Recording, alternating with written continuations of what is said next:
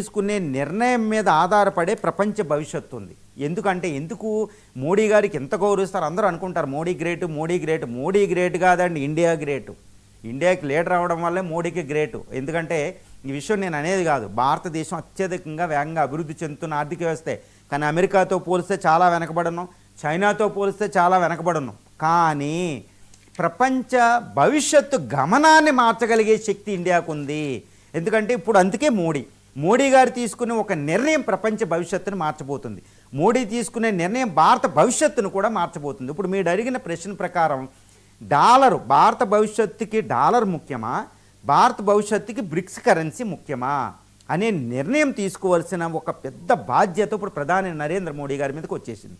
ఇప్పుడు మోడీ గారు తీసుకునే నిర్ణయమే భారతదేశ గమ్యాన్ని నిర్ధారిస్తుంది.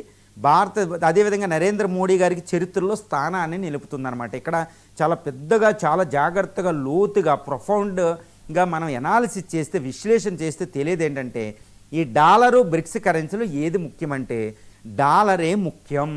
ఎందుకంటే అమెరికా ఆధిపత్యం అనేది ప్రపంచానికి చాలా ముఖ్యం. ఇప్పుడు భారతదేశం అభివృద్ధి ఎందుకు చెందుతుందండి?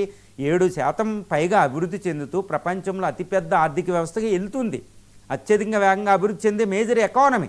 ఎందుకు అంటే అమెరికా పెట్టిన అంతర్జాతీయ చట్టాలు మనకు అనుకూలంగా ఉన్నాయి.